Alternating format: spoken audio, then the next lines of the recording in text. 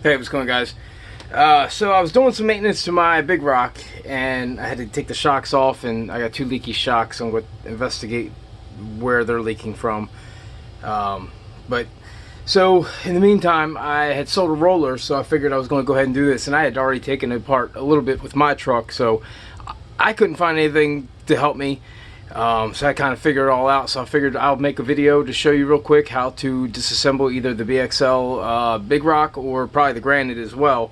And I imagine it's probably the same for the brushed versions as well, but it's pretty simple once you've done it once, and it's very easy to take apart. So my biggest mistake was I tried to take these screws out first with a little L-shaped Allen key, and it took forever. And then I realized that I didn't have to take them off until I actually got it out in my hand. So this one here, you have to actually take nothing off except for the one screw right here for now. Alright, and then this red piece in this battery strap, pull out. Just kick it to the side. This shaft compresses.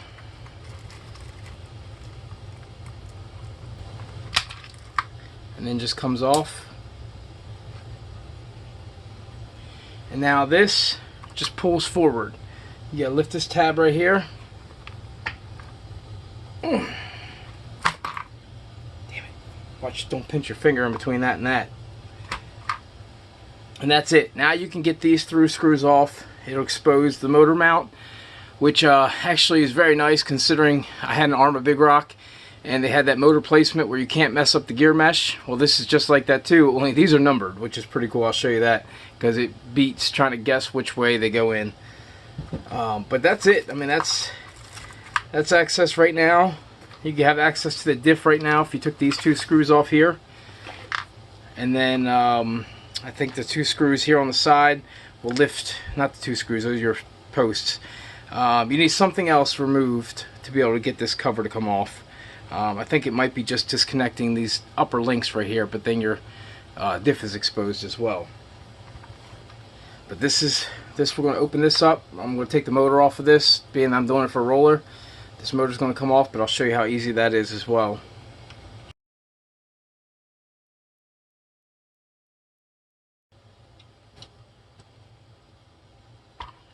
Alright, so there's your spur, your slipper.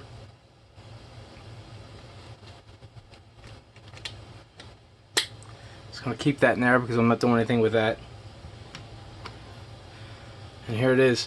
So it looks like they have it set up in here where it goes 13, 15, 20 and 25. I can't imagine putting a 25 tooth on this truck. I don't know exactly what that would be for. A 26 tooth just seems insane, but either way, it looks like it's an option. And there is some good thread lock on these motors, so be careful not to strip out your head.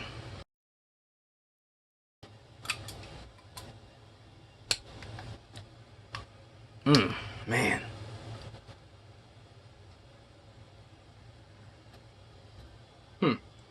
Now you guys just witnessed that.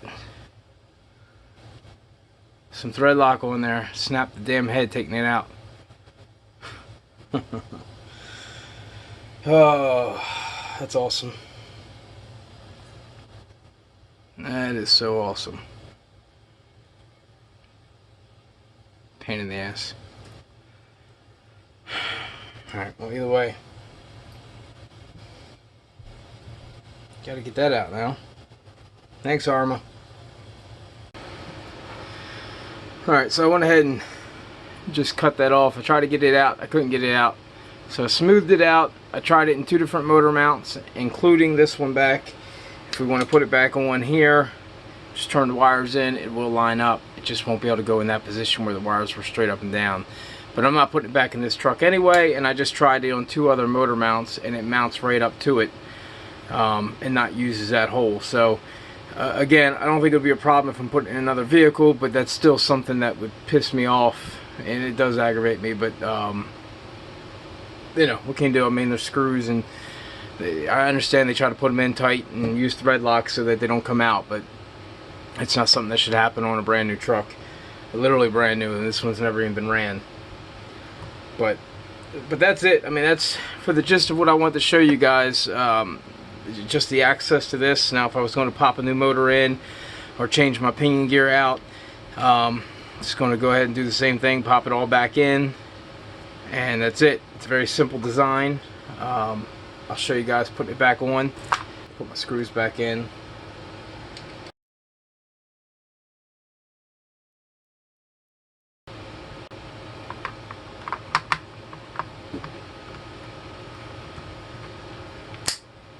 And that goes on and just snaps back in. Now that's in place. This goes on here.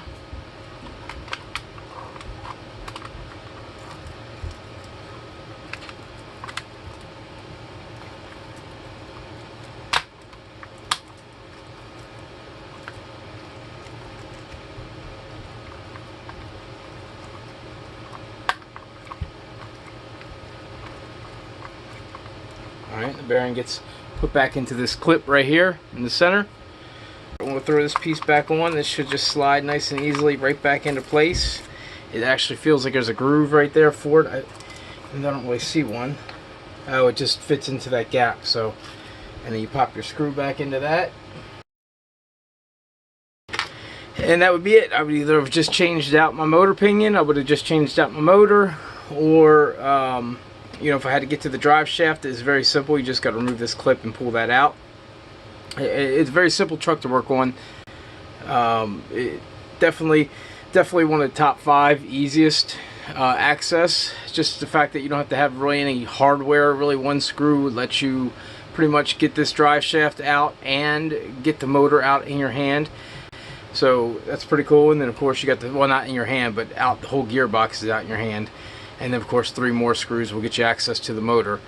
But you know, that's not bad. You know, I don't want to know if I want to be taking all this apart every single time I want to change a pinion gear, but it is only a couple minutes to do, and it's not very hard. So I wouldn't be mad if I had to. So, but that's all, guys. Just wanted to show you this access.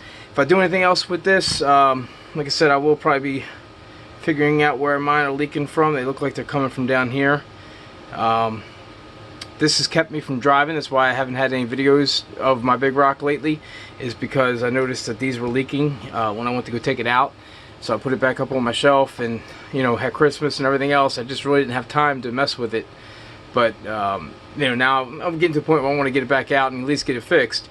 So I started to address the issue. But yeah, that's not something I'm very happy about either. I mean, I've already had a couple breaks on my Big Rock, and it's only been driven 3 times. So now I got my new tires and all on it, and every single time I go out to try to drive it, you know, the one time I had dead batteries, the second time I had a tire that was, I was trying 2 different size tires, 2 different kinds of tires, and I wound up putting 3 of them on, the ones I wanted, and 1 that wasn't. So that was a mistake on my part, but regardless, you know, I wouldn't have seen the leaky shocks then, probably would have drove it with no oil in my shocks. But either way, it's a good truck for the money. I'm still not going to bash it for the money. Just some things like these plastic shafts and things, and some of the weak spots are starting to show themselves a little bit more.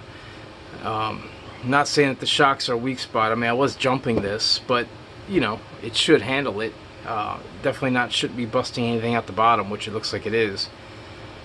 But I'll take that apart and play with it later. If something interesting comes out of that, I'll make another little video for it. But if not, I'll just go ahead and fix them, clean them, and put the O-ring back in if that's all it is. So, alright guys, I appreciate everybody watching.